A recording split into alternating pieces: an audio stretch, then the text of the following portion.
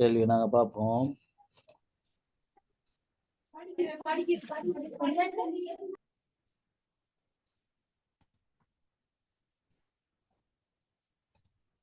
ஒரு குவிவாடினால் உண்டாக்கப்படும் ஒரு மெய்ப்பொருளின் பிம்பம் எப்போதும்.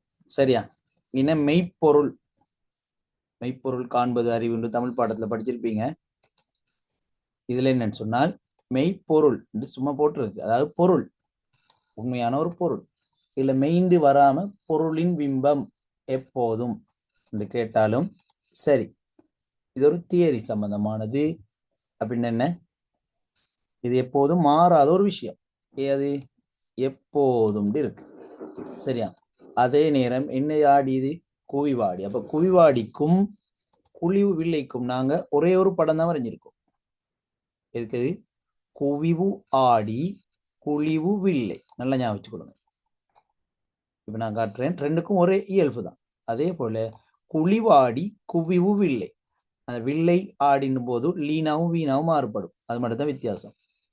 இதுல பாருங்க, குழிவு வில்லை இருக்கு. குழிவு வில்லைக்கும் எதுக்கும் ஒரே மாதிரி இருக்கும். குவிவு ஆடிக்கும். சரியா? குழிவுண்டா வில்லை, குவிவுண்டா ஆடி மாறி வரும். இதே மாதிரி தான் அடுத்த விஷயமும் மாறி வரும். அப்ப இதுக்கு ஒரே ஒரு படம் தான். சரியா? என்னன்னு சொன்னால் இந்த புக்ல உள்ள படம் என்கிட்ட இந்த இதுல உள்ள படத்துல பிழை இருக்கு. அது எப்படி வரணும்? சமாந்தரமாக செல்லும் ஒளிக்கதிர் எங்கள போகும்.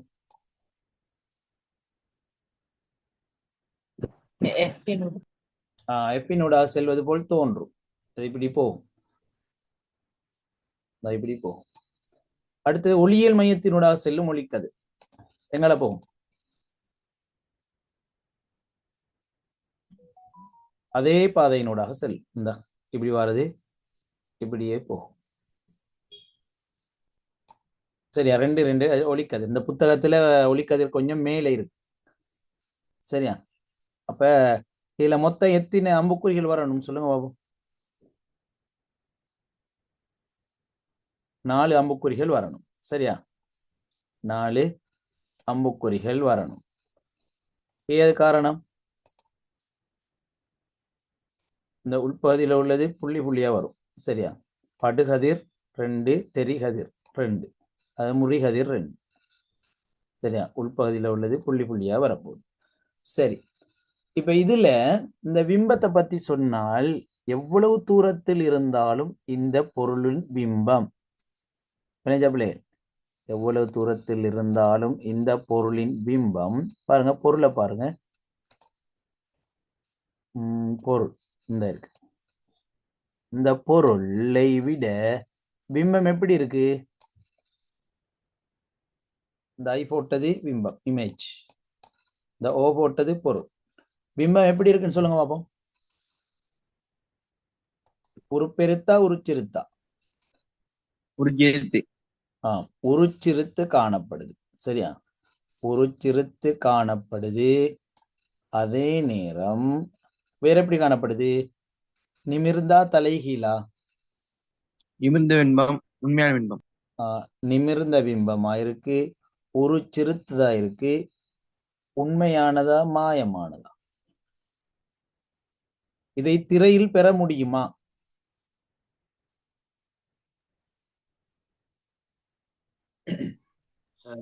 எப்படி கண்டுபிடிக்கிற? மாயமானதுன்னா பெற முடியும். மாயமானதுன்னா திரையில் பெறலாமா? எங்கட முகத்தை நாங்க தலவாடியில பாக்குறது மெய் பிம்பமா மாய பிம்பமா?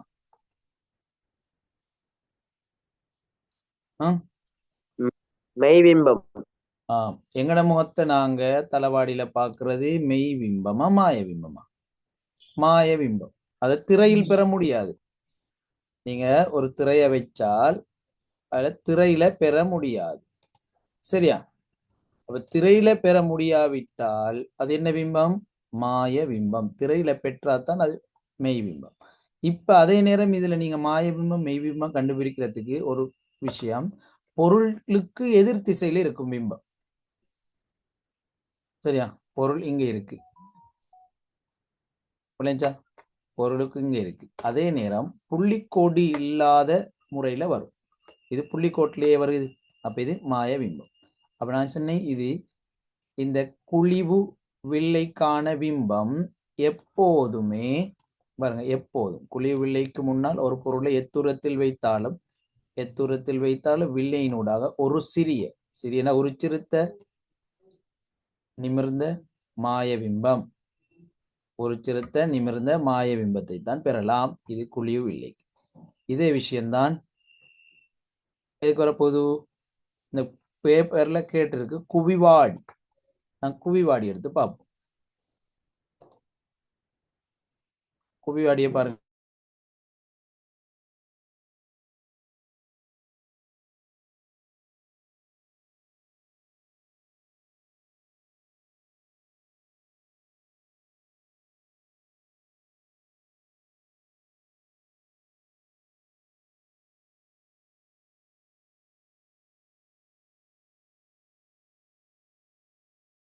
சரி, நான் குவிவாடியை பார்ப்போம். இப்ப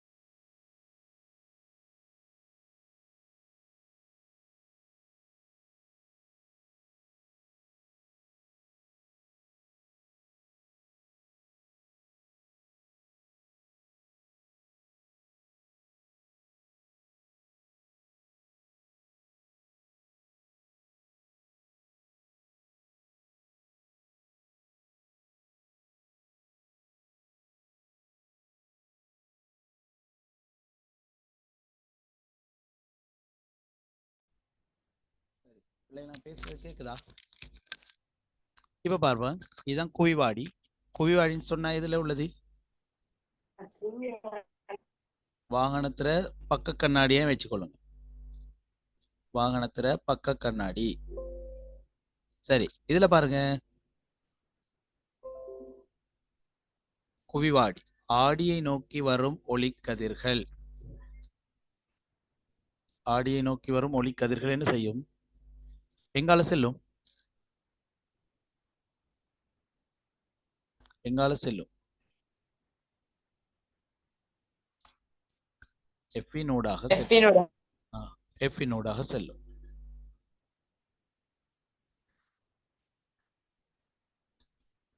எஃபினூடாக செல்லும். சரி, அது புள்ளிக்கோட்டெல்லாம் போகுது பாருங்க. புள்ளிக்கோட்டில் போகுது.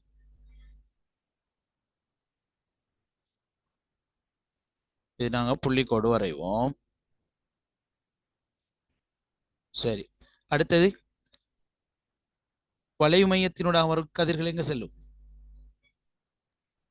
வளைவு மைய அதே பாதையினூடாக போகும் பாருங்க. அதே பாதையினூடாக போகும். இரண்டு கதிர்களும் சந்திக்கிற இடத்துல தான் என்ன உருவாகும்? பிம்பம் உருவாகும். அப்ப இந்த பிம்பம் புள்ளிக்கோடுகள் மூலம் உருவாக்கப்படுதா அல்லது நேர்கோடுகள் மூலம் உருவாக்கப்படுதா? புள்ளிக்கோடு. புள்ளிக்கோடு. புள்ளிக்கோடுகள் மூலம் உருவாக்கப்பட்டால் அது மாய பிம்பம். அதை ஒண்ணு ஞாபகம் வச்சுக்கணும். சரியா? அடுத்து பொருள் நிற்கிற ஆடிகள்ல பொருள் ஒரு பக்கத்திலையும் பிம்பம் இன்னொரு பக்கத்தில் இருக்குமா இருந்தால் ஆடிகள்ல அது மாய பிம்பம். சரியா? வாகனத்துல பக்க கண்ணாடி எவ்வளவு தூரத்துல வாகனம் வந்தாலும் என்ன நடக்கும்? அந்த பொருள் ஆடிக்குள்ளதான் இருக்கும். எங்களுக்கு திரையில பெற முடியாது. அது எங்களுக்கு திரையில பெற முடியாது. அப்ப அதே நேரம் பின்னால் வரும் வாகனம் எங்களுக்கு ஆடியில சிறிதாகத்தான் வழங்கும். உண்மையான பருமனை விட சிறிதாக தெரியும். அதே நேரம் நிமிர்ந்ததாக தெரியும். ஆகவே இந்த கேள்விக்கு மிக இலகுவான விட, அதாவது எச்சந்தர்ப்பத்திலுமே இதுலயும் தரப்பட்டிருக்கும். எச்சந்தர்ப்பத்திலும் ஒரு சிறுத்த நிமிர்ந்த மாய பிம்பம் என்ற பாயிண்ட் செஞ்சீங்க ஞாபகம் வச்சுக்கொள்ளும். சரியா? முன்னால் எத்தூரத்திலும் பிம்பம் சிறிதாகவும் நிமிர்ந்ததாகவும் மாயமானதாகும். இதுக்கு வேற படமே இல்லை. சரியா? ஒரே ஒரு படம் தான். ஒரு சிறுத்த நிமிர்ந்த மாய பிம்பம் பெறப்படும். ஆகவே இந்த கேள்விக்கான விட எத்தனை? 3வது விட. மாயமான பொருளிலும் சிறியதும் ஆகும். இதுல வேற என்ன தர இல்லை? ஒரு இயல்பு தரப்பட்டில்லை. தரப்படாத இயல்பு என்ன? நிமிர்ந்து. நிமிர்ந்த என்ற சொல் தரப்பட இல்லை. பொருளிலும் மாயமானதும் நிமிர்ந்தது. நிமிர்ந்ததும் தரப்பட இல்லை. சரி, இப்ப 15வது கேள்வியை பாருங்க. 15வதுக்கு என்ன ஆன்சர்? ஆன்சரை சாட் பாக்ஸ்ல அனுப்புங்க குயிக்கா. சார் அதுக்கு என்ன மாதிரி ஆன்சர்? பொருள் எத்தூரத்தில் வைக்கப்பட்டாலும் ஒரு சிறுத்த நிமிர்ந்த மாயபிம்பம். அந்த சொல் உள்ள விட எத்தனாவது விடன்னு கண்டுபிடிங்க பாப்போம். ஒரு சிறுத்த நிமிர்ந்த மாயபிம்பம் எத்தனாவது விட? 3வது. சரி, இப்ப 15வதுக்கு ஆன்சர் அனுப்புங்க.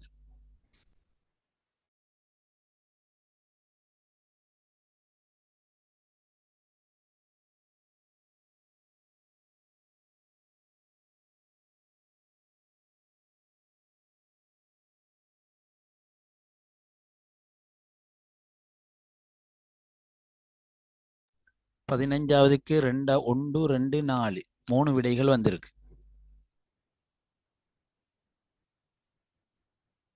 1 2 4.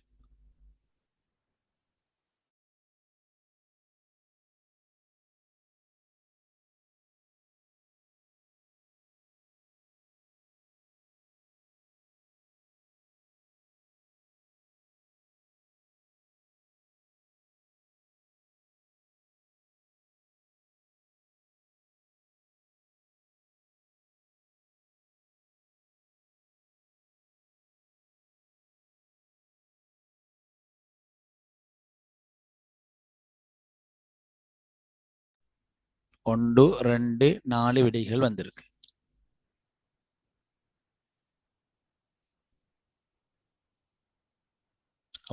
மூணாவது விடை மட்டும் வர இல்ல.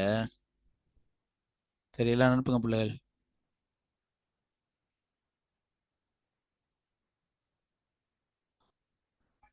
சரி, இப்ப நாங்க விடைகளை பார்ப்போம்.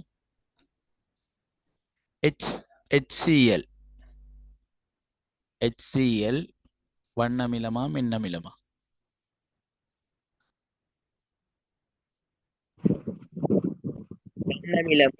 வண்ணம். வண்ணமிலம். CH3COOH வண்ணமிலம். மின்னமிலம். சரியா? NaOH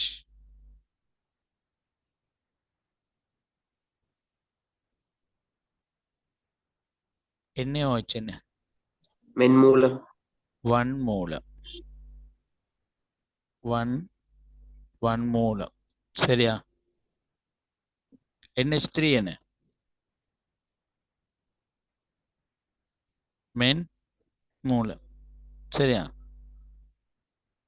மென்மூலம். சரி, இதுல அமிலத்துக்கா மூலத்துக்கா pH பெருமானம் அதிகம்? சொல்லுங்க பாப்போம். அமிலத்துக்கு pH பெருமானம் அதிகம், மூலத்துக்கா எதுக்கு அதிகம்? சொல்லுங்க பாப்போம்.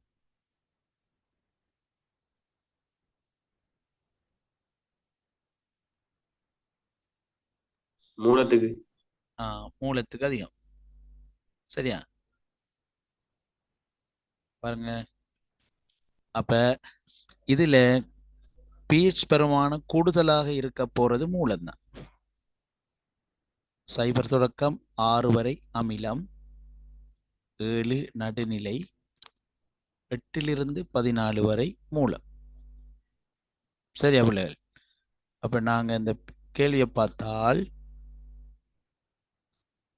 பாருங்க, வன்மூலம் pH பெருமானம் மிக கூடுதலாக இருக்க வேண்டியது எது?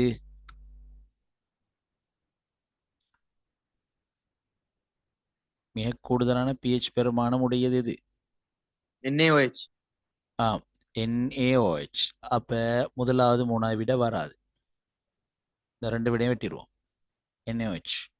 அடுத்தது ரெண்டுலையுமே NH3. அப்ப அதை பார்க்க தேவையில்லை.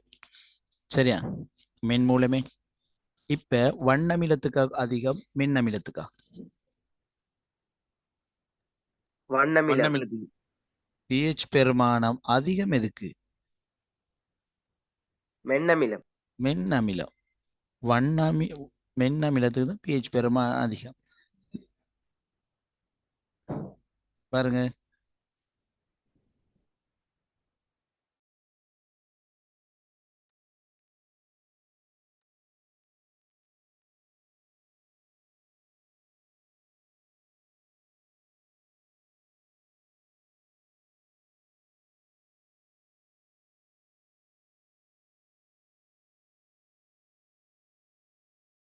சரி.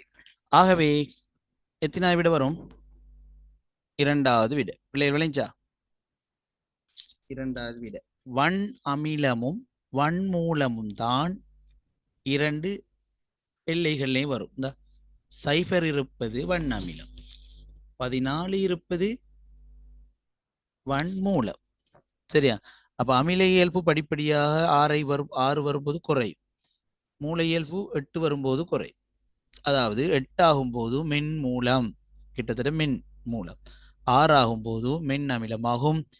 7 ஆகும்போது அது நடுநிலையாகும். சரியா? 7 ஆகும்போது நடுநிலையாகும். அமிலம் எப்படி கண்டுபிடிக்கலாம்? அமிலமா மூலமான்னு எப்படி கண்டுபிடிக்கலாம்? pH தாள் வச்சு. இல்ல இப்ப உதாரணத்துக்கு இது இந்த HCl அமிலமா மூலமான்னு எப்படி கண்டுபிடிக்கிற?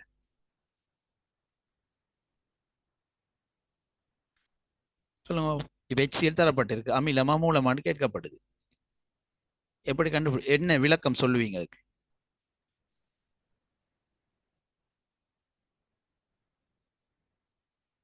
நீல நிற pH தாள் அமிலத்துக்குள்ள போடும்போது சிவப்பு நிறமா மாறும். இல்ல நாங்க pH தாள் காட்டிகள் எதுவுமே தர இல்ல. அமிலம்டா என்ன மூலம்டா என்ன கேட்கப்படுது. அமிலம்டா புளிப்பு என்ன? சுவையை கொண்டு காமி. ம்? அமிலம் என்றால் நீர்க்கரைசல் நிலையில் என்ன செய்யும்? எதை வெளிவிட்டால் அமிலம்? நீர்க்கரைசல் நிலையில் H+ அயன்கள். H+ அயன்களை வெளிவிட்டால் அது அமிலம். அதே நேரம் மூலம்டா என்ன? Minus OH. அயனை வெளி. நீர்க்கரைசல் நிலையில் OH- அயன்களை வெளிவிட்டால் அது மூலம். சரியா? அப்ப நல்லா ஞாபகம் வச்சுக்கொள்ளுங்க. நீர்க்கரைசல் நிலையில் H+ அயன்களை வெளிவிட்டால் அது அமிலம். OH- அயன்களை வெளிவிட்டால் மூலம். நல்லா ஞாபகம் வச்சு சரி. அப்ப நீங்க எல்லாம் படிச்சு தான் இருப்பீங்க, இப்ப மறந்தாச்சு. சரியா? நல்லா ஞாபகம் வச்சுக்கோங்க. சரி, இப்ப இதுல பாருங்க பிள்ளைகள், HCl நாங்க ரெண்டா பிரிச்சோம். அயனாக உடைச்சால் என்னென்ன வரும்? H+ம் Cl-. OH minus. HCl நாங்க உடைச்சால், அயனாக உடைச்சால் H+ம் Cl- வரும். அவ H+ வருவதனால அது அமிலம். CH3COOH உடைக்கிறது எப்படி? H+ம் CH3COO- வரும். NH3 உடைக்கிறண்டால் அது நீர்க்கரைசல் ஆகும் போது எவ்வாறு வரும்? NH3 ammonia. நாங்க படிச்சிருக்கோம் அமிலம்டால் என்ன மூலம்டா என்னென்றால் நீர்க்கரைசல் நிலையில் H+ வெளிவிட்டால் அமிலம், நீர்க்கரைசல் நிலையில் OH- வெளிவிட்டால் மூலம். இப்ப NH3 தரப்பட்டிருக்கு. NH3 உடைச்சா என்ன வரும்? சொல்லுங்க. NH3 அதாவது நீர்க்கரைசல் ஆகும் போது எப்படி மாறும்? NH3 ammonia நீர்க்கரைசல் NH4OH. சரியா? அமோனியா நீர் கரைசல் இந்த இருக்கு. அமோனியா நீர் கரைசல் எதா மாறும்? NH4OH. அப்ப அது கூட்டற்பிரிகை அடைந்தால் என்ன வரும்? சொல்லுங்க பாப்போம். அமோனியா நீர் கரைசல் கூட்டற்பிரிகை அடைந்தால் என்ன அயன்கள் வரும்?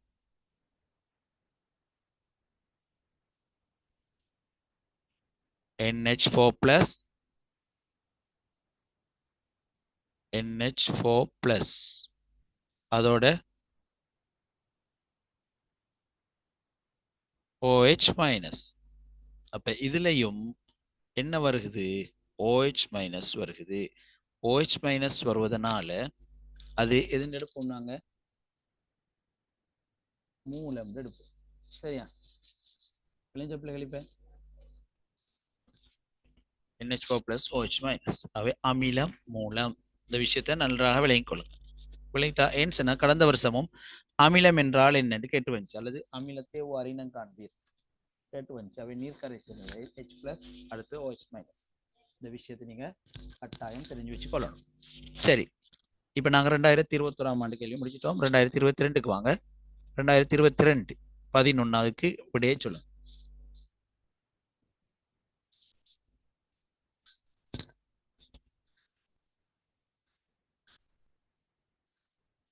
நீங்க தெரிஞ்சு இருந்தீங்க என்றால் உங்களுக்கு விடைய குயிக்கா சொல்லலாம். முழு அகத்தெரிப்பினால் விளக்கப்படாத தோற்றப்பாடு.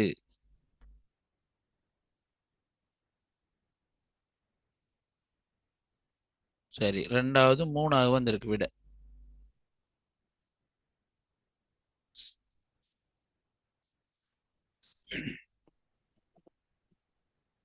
2வது வருமா 3வது வருமா?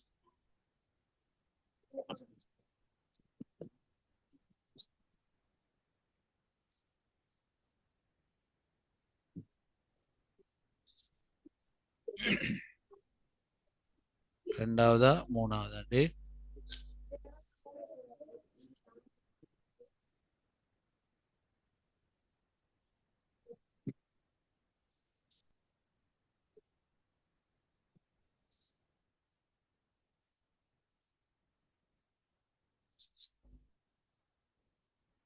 நாலாவது வந்துட்டு 2வது 3வது 4வது விடைகள்.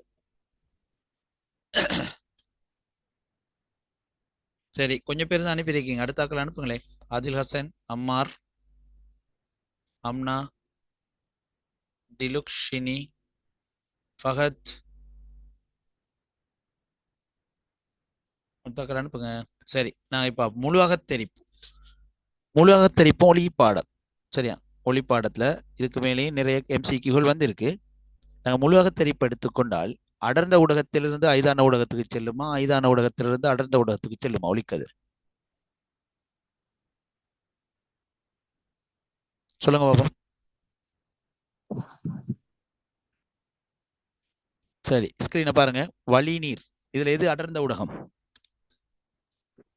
நீர். நீர். அடர்ந்த ஊடகத்திலிருந்து ஐதான ஊடகத்திற்கு ஒளிக்கதிர்கள் செல்லும் போது செவ்வனை விலத்தும்.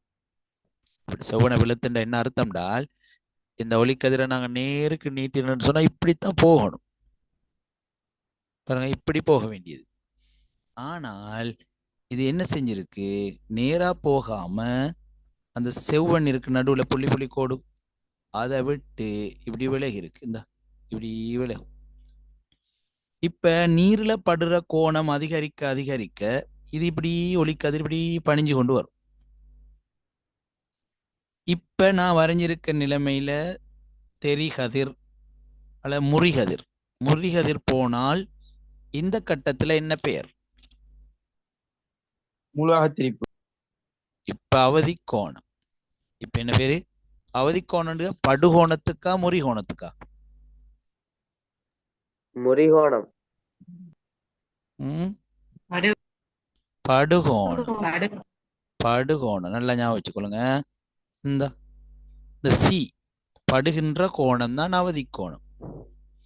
முறிகோணம் எத்தனை பாகையாக இருக்கும்? 90 பாகை.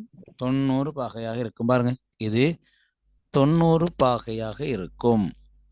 அப்ப இதுக்கு மேல நாங்க ஒளிக்கதிர்ற இந்த அவதி கோணத்தை விட படுகோணம் அதிகரிக்குமாக இருந்தால், அவதி கோணத்தை விட படுகோணம் இப்படி அதிகரிக்கும், இந்த திசையில் இப்ப அதிகரிக்கும். இப்படி அதிகரிக்கும் போது இந்த முறிகதிரும் இந்த கோணமும் என்ன செய்யணும், அதிகரிக்கணும். ஆகவே அந்த கட்டத்துல அது என்ன செய்யும், அதே ஊடகத்துக்குள்ள வரும்.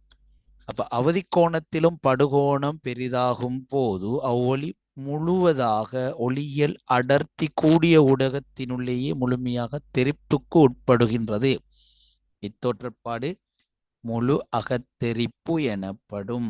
இப்ப முழு அகத்தெரிப்பு நிகழ்வது ஐதான ஊடகமும் அடர்ந்த ஊடகமும் இருக்கும்போது அடர்ந்த ஊடகத்துக்குள்ள நிகழுமா, ஐதான ஊடகத்துக்குள்ள நிகழுமா? இதை சொல்லுங்க. அடர்ந்தோட அடர்ந்த ஊடகத்துக்குள்ள தான் நிகழும். சரியா? நீர் ஒரு அடர்ந்த ஊடகம், அந்த ஊடகத்துக்குள்ள தான் நிகழும். சரியா பிள்ளைங்க? ஓகே.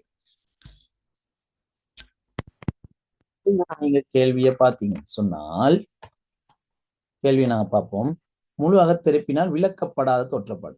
ஒளியியல் நார்களினூடாக ஒளி செல்லு. ஒளியியல் நார்கள் இதுல முதலாவதே தரப்பட்டிருக்க ஒளியியல் நார்கள் தான். அப்ப இதனூடாக என்ன செய்யலாம், எங்களுக்கு முழு அகத்தெரிப்பை விளங்கப்படுத்தலாம். இந்த ஒளியியல் நார்கள் பட்டு தெரிச்சு கடைசிக்கு வெளியே வந்து சேரும். அப்ப அது விடையாக வராது. வைரம் பெருமதியாக இருப்பதே அதுல ஒளிக்கதிர்கள் முழு அகத்தரிப்பு அடைவதனால். அதனாலதான் அது பிரகாசமாக இருக்கு. சரியா? வைரத்தின் பிரகாசத்திற்கு காரணம் வைரத்துல ஒளி முழு அகத்தரிப்பு அடைவது. அப்ப இரண்டாவது விடையும் வராது. வெள்ளொளி நிறங்களாக பிரிந்து வானவில் உண்டாது. வானவில் ஏன் உண்டாகுது என்றால் ஒளி தெரிப்பு, ஒளி முறிவு. சரியா? இப்படி ஒன்றுல பட்டு நீர்க்குமிழிகளுக்குள்ள ஒளிக்கதிர் பட்டு இப்படி தெரிப்படைவது, முறிவடைவது காரணமாக அங்க முழு அகத்தெரிப்பு எல்லாம் இப்படி. சரியா? பட்டு ஒவ்வொரு கோணத்துல ஒவ்வொரு நிறமும் இப்படி தெரிப்படையும். சரியா? அது தெரிப்படையும் போது அந்த நிறங்களுக்கு ஏற்ற மாதிரி அதுல கலர் ஒன்று உருவாகும். ஆகவே மூன்றாவது விடயத்தான் எங்களுக்கு விளங்கப்படுத்த முடியாத விஷயம், முழு அகத்தெரிப்பினால். ஆனால் நாலாவது பார்த்தீங்கன்னா, செவ்வக அரியத்தினால் ஒளிக்கதிரை 90 பாகையினூடாக திருப்புதல். 90 பாகையினூடாக திருப்பினால் அதுவும் எங்களுக்கு முழு அகத்தெரிப்பினால் விளங்கப்படுத்தலாம். அதுவும் எங்களோட புக்ல நேரடியா தரப்பட்டது. சரியா? நேரடியா தரப்பாருங்க. அடர்ந்த ஊடகம் கண்ணாடி, வெளியே இருப்பது ஐதான ஊடகம் வழி. அவை அவதி கோணத்தை விட அதிகரித்த கோணத்தோடு வரும்போது ஒளிக்கதிர் இப்படி செல்லும்.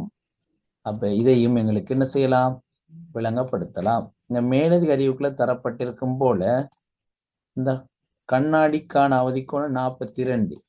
அப்ப கண்ணாடிக்குள்ள 42 விட ஒளிக்கதிர்கள் கூடுதலான கோணத்துல படும்போது அங்க அவதி கோணம் நிகழும். இங்க அரியத்துல 45 பாகையில படுது. ஆகவே அது அவதி கோணம் அல்ல, முழு அகத்தெரிப்பு. சரியா பிள்ளைகள்? பிள்ளைங்களுக்குன்னு நினைக்கிறேன். சரி, 12வது மிகவும் இலகுவான கேள்வி. சரி, ஆன்சர் அனுப்புங்க 12வதுக்கு.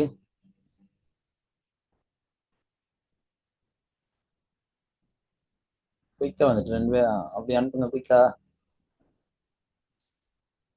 பூவில் கருக்கற்றல்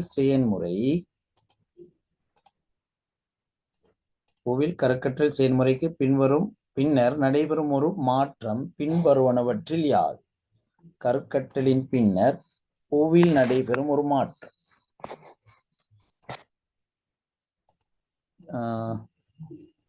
சரி, எல்லாருமே ஒரே விட அனுப்பியிருக்கீங்க. கருக்கட்டலின் பின் பூவில் நடைபெறும் மாற்றம். அப்ப நாங்க பூ படிச்சிருக்கோம், தாவரம்.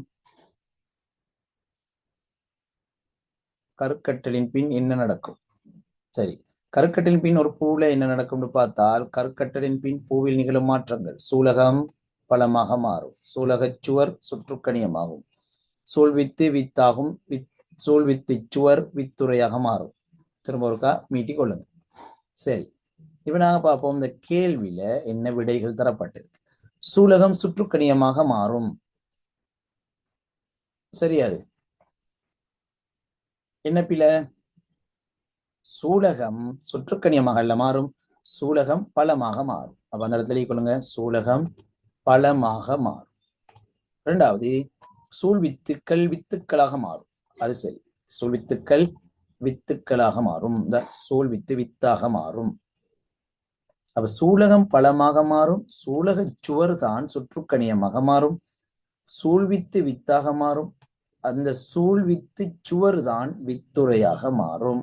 அவ இந்த கேள்விக்கான விடை இரண்டாவது விடை. புள்ளிகள் வித்துறையாக மாறும், புள்ளிகள் எல்லாம் உதிர்ந்து விடும், கவசம் சுற்றுக்கணியமாக மாறும். அப்ப அதுகள் பாருங்க, புள்ளி அள்ளி குறி கேசரம் உலர்ந்து விழுந்து விடுகின்றன. சில பழங்கள்ல மாத்திரம் புள்ளிகள் அவ்வாறு இருக்கும். கொய்யா, ஜம்பு, வட்டு, கத்திரி, மங்குஸ்தான் போன்ற பழங்களை தவிர்ந்த ஏனைய பழங்கள்ல உதிர்ந்து விழுந்து விடும். சரி, 13வது, மலமளப்பான தசையிலயத்தில் ஒரு இயல்பாக அமையாதது பின்வருவனவற்றுள் எது? சரி, ஆன்சர் அனுப்புங்க குயிக்கா.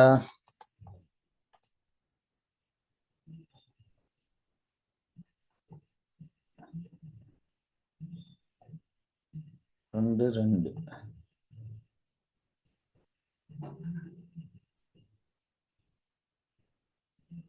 சரி, இந்த கேள்விக்கும் எல்லாரும் ஒரே மாதிரி. ஓகே, இந்த கேள்விக்கும் விடையாளதான் ஆணுப்பாளதாக்கள் இருக்கீங்க.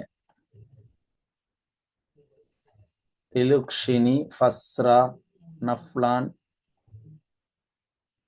ஹமூத். ஆன்சர் அனுப்புங்க குயிக்கா.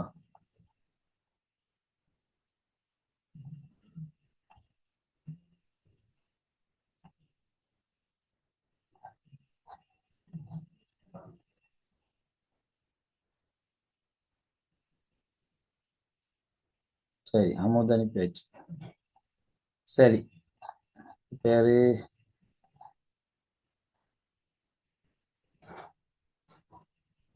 திலுக்ஷினி. ஆன்சர் ஒன்று அனுப்புங்க. சரி, இப்ப நாங்க பார்ப்போமே, மலமளப்பான தசையிலயத்தின் ஓர் இயல்பாக அமையாதது. தசையிலயங்கள் 3 வகை உண்டு. மலமளப்பான தசையிலயம், வன்கூட்டு தசையிலயம், அடுத்தது இதய தசையிலயம். சரியா? மலமளப்பான தசையிலயம், வன்கூட்டு தசையிலயம், இதய தசையிலயம். நாங்க எத்தனை பாடத்துல படிச்சோம்? முதலாம் பாடத்துல படிச்சிருக்கோம். சரி, என்று சொன்னால் போன முறை மலமளப்பான தசையிலயத்தை வரைய சொல்லி வந்துருச்சு. மலமளப்பான தசையிலயத்தை வரையும்படி குறிப்பாட்டுள்ள ஒரு கேள்வி வந்துச்சு. இதுதான் மலமளப்பான தசையிலயம். முதலாவது, களங்கள் தனித்த கருவாக இருத்தல். அமையாதது கேட்டிருக்கு பாருங்க, தனித்த கரு. ஆகவே முதலாவது விட சரி. இரண்டாவது, குறுக்கு வரிகள் இருத்தல். இதுல குறுக்கு வரிகள் எதுவுமே இல்லை. ஆகவே இந்த கேள்விக்கான சரியான விடை குறுக்கு வரிகள் இருத்தல், அதாவது அமையாதது. அப்ப அடுத்த 3மே மலமளப்பான தசையிலயத்தின் இயல்புகள். களங்கள் தனித்த கருவாக இருத்தல், அடுத்தது களங்கள் கதிருருவாக இருத்தல், கதிருருவான களங்கள். மலமளப்பான தசையிலயத்தின் உள்ள ஒரு களத்தின் வடிவம்